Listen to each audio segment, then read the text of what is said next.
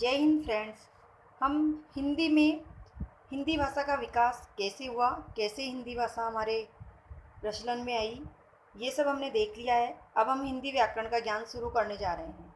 तो हिंदी व्याकरण को हम शुरू से शुरू कर रहे हैं, यानी वर्ण से, जहाँ से व्याकरण शुरू होती है वहाँ से हम हिंदी व्याकरण को शुरू करेंगे और सभी टॉपिक पर वीडियो बनाए जाएंगे। तो आपका व्याकरण ज्ञान बहुत उच्च हो जाएगा। तो अब देखते हैं, सबसे पहले व्याकरण किसे कहते हैं। वी प्लस आ प्लस करण, यानी व्याकरण में दो उपसर्ग है। वी प्लस आ दोनों उपसर्ग है, करण शब्द के उपसर्ग लगे हुए हैं। यह है इसका विश्लेषण व्याकरण शब्द का, और इसका अर्थ होता है किसी बात को भली भांति समझना। व्याकरण का अर्थ है किसी बात को भली भांति समझना। अब हम व्याकरण किसे कहते हैं देखते हैं। व्याकरण क्या होता है, जो भाषा है उसको शुद्ध बोलें, शुद्ध लिखें, शुद्ध उसका प्रयोग करें, तो वो होता है व्याकरण। अर्थात भाषा का शुद्ध उच्चारण, भाषा का शुद्ध लेखन और भाषा का शुद्ध प्रयोग, इसे कहते हैं व्याकरण।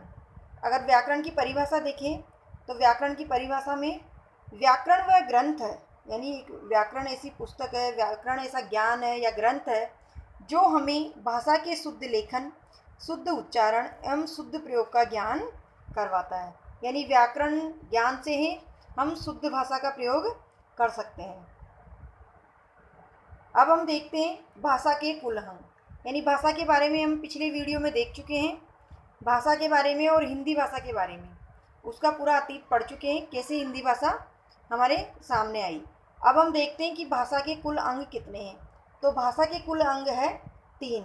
मुख्य अंग तो 3 ही हैं, वैसे कुछ इनको 4 अंग भी मानते हैं, इसमें पद को भी जोड़ते हैं। पर पद जब होता है जब वाक्य में प्रयोग हो, यानी जो वाक्य में प्रयोग किए जाते हैं और उसमें 2-3 शब्द होते हैं, तो एक शब्द ही पद कहलाता है, तो वो होता है पद। मुख्य रूप से जो भाषा के अंग हैं वो 3 हैं: वर्ण विचार, शब्द विचार और वाक्य विचार। अब हम इन तीनों के बारे में विस्तार से पढ़ेंगे। सबसे पहले हम वर्ण विचार जानेंगे। वर्ण क्या है, इसको जानने से पहले हम इन दो बातों को देख लेते हैं जहाँ से प्रश्न पूछ लिया जाता है। परीक्षा में प्रश्न पूछा जाए व्याकरण का सबसे छोटा अंग या सबसे छोटी इकाई क्या है, तो हमारा आंसर होगा वर्ण। वहीं व्याकरण का सबसे बड़ा अंग वाक्य है, यानी सबसे छोटा है वर्ण और सबसे बड़ा है वाक्य। अब हम देखते हैं वर्ण विचार के बारे में। हिंदी भाषा में वर्ण सबसे छोटी इकाई है। जैसा अभी हमने देखा, वर्ण सबसे छोटी इकाई है जिसे और अधिक विभाजित नहीं किया जा सकता, इसीलिए इसको छोटी इकाई कहा है। क्योंकि अगर इसका और विभाजन होता तो ये छोटी इकाई नहीं रहती, क्योंकि उसका जो और विभाजन हो जाता वो उसकी छोटी इकाई होती। लेकिन इसका जो अंत, यानी जो विभाजन है, अंतिम विभाजन है, वह वर्ण कहलाता है, यानी सबसे छोटी इकाई वर्ण होती है। जो भाषा की ध्वनियाँ हैं, तो भाषा की जो ध्वनियाँ हैं उनको लिखने के लिए कुछ लिपि चिन्ह होते हैं, निश्चित लिपि चिन्ह होते हैं भाषा में, तो उन्हें ही वर्ण कहते हैं। जो निश्चित लिपि चिन्ह है उन्हें वर्ण कहा जाता है। मौखिक रूप ध्वनि व लिखित रूप वर्ण कहलाता है। देखो, हम ऊपर की बात पे वापस आते हैं। भाषा की ध्वनियों को लिखने के लिए कुछ लिपि चिन्ह होते हैं, यानी जब वो लिख दी जाती है, जिन लिपि चिन्हों के माध्यम से वो लिख दी जाती है, तो उसे वर्ण कहते हैं। लेकिन जब वो मौखिक रूप में प्रयोग की जाती है तो उसे ध्वनि कहते हैं, यानी वर्ण को ही ध्वनि कहते हैं और अक्षर भी कहते हैं। तो यहाँ हमें ध्वनि और वर्ण का समझ में आया कि जो मौखिक रूप होता है वह ध्वनि होता है। हिंदी भाषा के में जो मौखिक इकाई है वो ध्वनि है, सबसे छोटी मौखिक इकाई ध्वनि है और लिखित इकाई वर्ण है। तो ध्वनि और वर्ण के बारे में समझ गए होंगे। अब हम देखते हैं, वर्ण को अक्षर भी कहते हैं। जैसा कि मैंने अभी बताया, वर्ण को अक्षर भी कहा जाता है।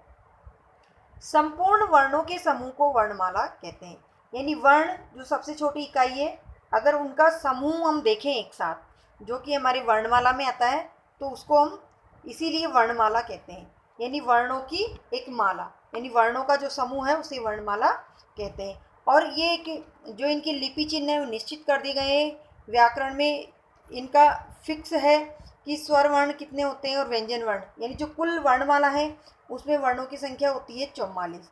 और ये 44 कैसे होती है, हम आगे इनका विभाजन देखते हैं और समझते हैं। तो वर्णों का विभाजन हम देखते हैं। स्वर और व्यंजन, एक तो होता है स्वर और दूसरा होता है व्यंजन, यानी स्वर और व्यंजन वर्ण मिलकर कुल वर्णमाला में 44 वर्ण होते हैं। स्वर कौन से होते हैं और व्यंजन कौन से होते हैं, देखते हैं। देखो, हिंदी में स्वर होते हैं 11, जबकि संस्कृत में स्वर होते हैं 13।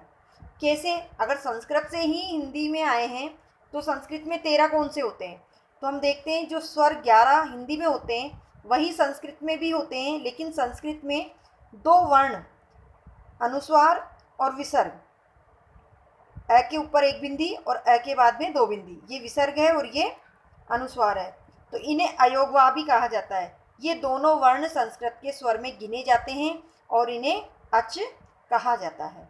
तो ये तो थे वर्णों में स्वर, इनकी संख्या हिंदी में 11 और संस्कृत में 13।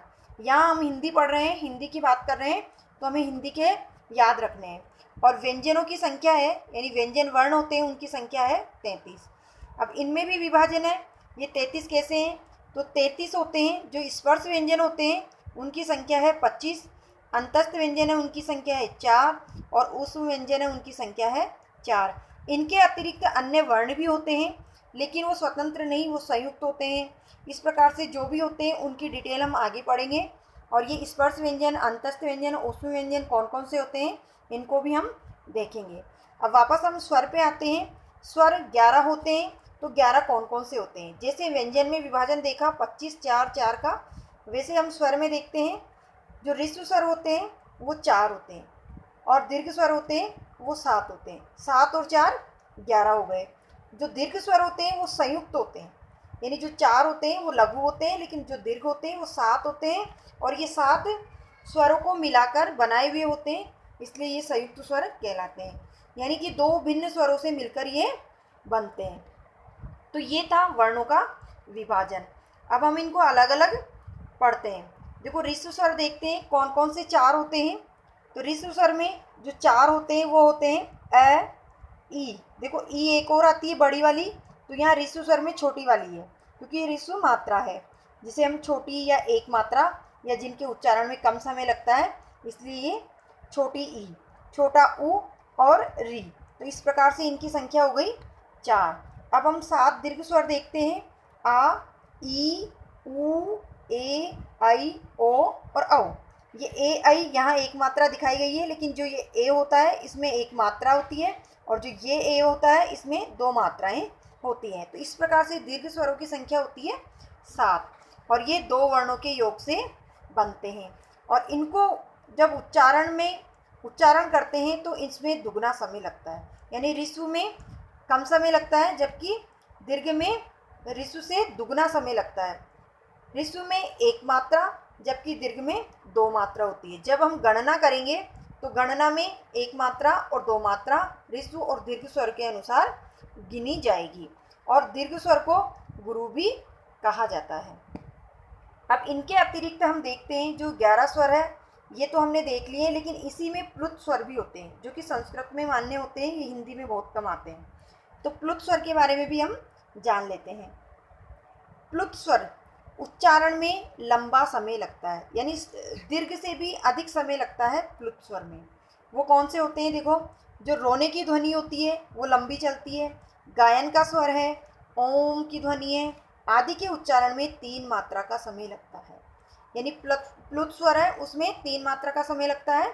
हिंदी में प्लुत स्वरों का उपयोग नहीं होता है, इसका उपयोग संस्कृत में होता है, और इन्हें अपूर्व चिन्ह भी कहा जाता है। लेकिन यहाँ से भी प्रश्न पूछ लिया जाता है कभी कभार, तो इनकी जानकारी होना भी आवश्यक है। और इसके अतिरिक्त कुएं में अगर कोई वस्तु गिर जाए तो उसकी जो गिराने पर जो ध्वनि आती है, लंबी ध्वनि सुनाई देती है, वो भी प्लुत स्वर कहलाता है। तो परीक्षा में इसी प्रकार से प्रश्न पूछा जाता है, यानी डायरेक्ट नहीं पूछा जाएगा, किसी भी उदाहरण के माध्यम से पूछा जाएगा ये कौन सा स्वर है। देखो, अब इनकी संख्या देखते हैं। जो प्लुत स्वर है उनकी संख्या 8 होती है। हमने स्वर 11 देखे, ऋस्व और दीर्घ स्वर देखे 4 और 7। लेकिन इनकी संख्या 8 होती है, तो इनमें 11 में से 8 कौन से स्वर होते हैं जो प्लुत स्वर होते हैं? तो 7 तो होते हैं दीर्घ स्वर और 1 होता है ऋस्व में से अ स्वर, क्योंकि अ स्वर को लंबा बोलने पर कोई परिवर्तन नहीं आएगा, कोई भी संयुक्त स्वर नहीं होगा। जैसे ये 3 स्वर है जो ऋस्व स्वर है, ये प्लुत क्यों नहीं होते? ये प्लुत क्यों नहीं होते? क्योंकि इनकी जब लंबी ध्वनि बोली जाती है, ये तीनों लंबे समय तक बोलने पर दीर्घ बन जाते हैं। ये दीर्घ बन जाते हैं और जहाँ ये दीर्घ बन जाते हैं तो ये दीर्घ में ही शामिल हो जाते हैं, दीर्घ साथ में शामिल हो जाते हैं, तो इनको अलग से नहीं गिना जाएगा, इसलिए केवल एक को ही शामिल किया गया है। आगे देखते हैं इनका वर्गीकरण, वर्णों का विभाजन देखते हैं। ओष्ठ आकृति के आधार पर वर्णों का विभाजन, यानी जब हम बोलते हैं तो ओष्ठ की आकृति किस प्रकार की बनती है, उसके आधार पर हम वर्णों का विभाजन देखते हैं। अब आगे हम वर्णों का विभाजन देखेंगे, तो उसमें सबसे पहले ओष्ठ आकृति के आधार पर देखते हैं। ओष्ठ आकृति 2 प्रकार से बनती है जब हम वर्णों का उच्चारण करते हैं।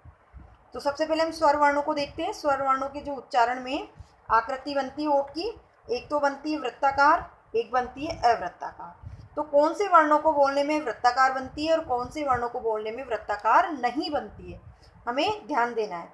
तो देखो, वृत्त प्लस मुखी, यानी जो हमारा मुख है वो वृत्त की आकृति यानी गोल आकृति का हो जाता है। तो किस किस वर्ण को बोलने में गोल आकृति का होगा?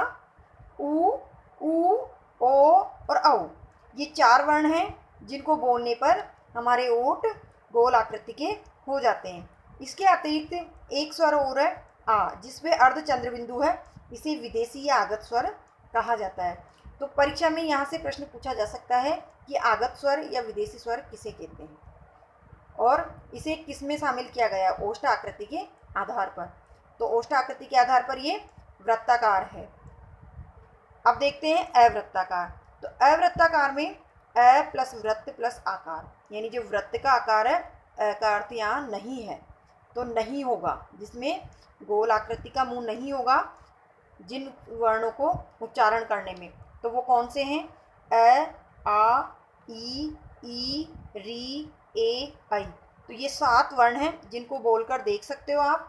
बोलकर देखने से अपने आप पता चल जाएगा कि कौन से वर्णों को बोलने में वृत्ताकार मुख होता है और कौन से बोलने में वृत्ताकार नहीं होता है।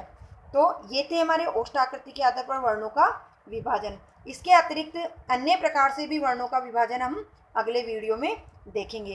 तो उम्मीद करती हूँ आपको वीडियो पसंद आया होगा। तो प्लीज़ चैनल को सब्सक्राइब करें और आने वाले वीडियो को भी आप लगातार देखते रहें।